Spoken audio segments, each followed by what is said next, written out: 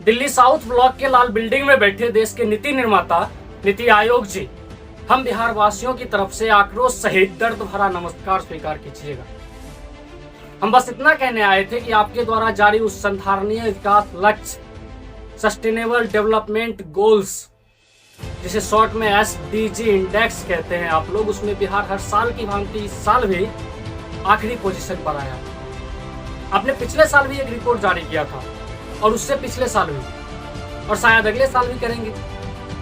और हम बिहार वासी जानते हैं कि अगले साल भी हमारा बिहार आखिरी पोजीशन पर ही आएगा।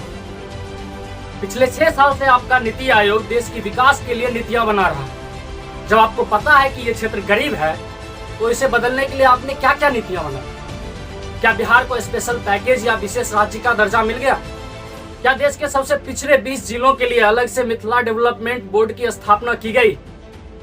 अच्छा, आप ह्यूमन डेवलपमेंट इंडेक्स की बात करते हैं ना, तो इस क्षेत्र में शिक्षा, स्वास्थ्य या फिर गरीबी दूर करने के लिए आपने कौन सी ऐसी नीतियां बनाई? हर साल यह क्षेत्र बाढ़ की चपेट में आता है, तो आपने इसे बदलने के लिए क्या किया? 10 जिलों के 4 करोड़ से ज्यादा की आबादी एक अकेले DMCH पर निर्भर है, तो और दूसरा मेडिकल कॉलेज या अस्पताल क्यों नहीं? 6 साल पूर्व घोषित एम्स अब तक अटका हुआ है, रोजगार का एक साधन तक नहीं, लोग पलायित हो रहे हैं, तो आपने रोजगार और उद्योग के लिए क्या किया? क्यों नहीं स्पेशल इकोनॉमी जोन बनाया गया?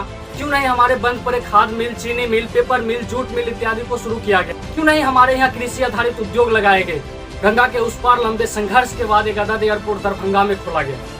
पूर्णिया, भागलपुर, बेगूसराय जैसे जिलों में क्यों नहीं हवाई सेवा शुरू की जाती ताकि इन्वेस्टर आकर्षित हों?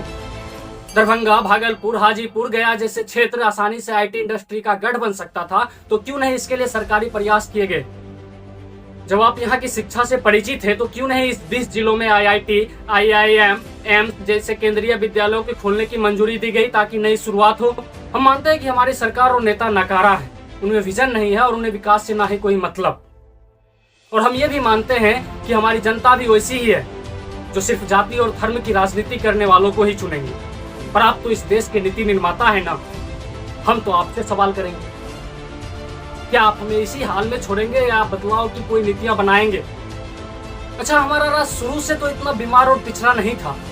स्वतंत्रता प्राप्ति के समय ज्यादातर क्षेत्रों में बिहार देश में सबसे अव्वल राज्य था। तो फिर ऐसी कौन सी नीतियां थी जो हम पीछे छूटते चले गए? यह आपकी ही नीतियों के कारण हुआ है। आप जैसे ही नीति निर्माताओं के नीतियों के कारण उन्होंने ही हमारे क्षेत्र को लेबर जोन समझा और हमारे यहाँ उद्योग धंधे बंद हुए, तो हमारे यहाँ के लोग हरियाणा, पंजाब और महाराष्ट्र जैसे राज्यों में मजदूरी करने चले गए। क्यों नहीं हमारे यहाँ उद्योग लगाए गए? और सबसे महत्वपूर्ण सवाल जिसका जवाब हम हमेशा ढूंढते हैं कि इस 6 सालों से उस लाल बिल्डिंग में ऐसी कौन सी नीतियां बनाई जिससे इस स्थिति को बदला जा सके? सच तो यह है कि आपके नीति आयोग का काम रह गया है सिर्फ हर एक साल एक लिस्ट बनाना और उसमें दर्शाना कि बिहार सबसे पिछड़ा राज्य है। कभी आप ये क्यों नहीं बताते कि इस स्थिति को सुधारने के लिए आपने कौन से कदम उठाए?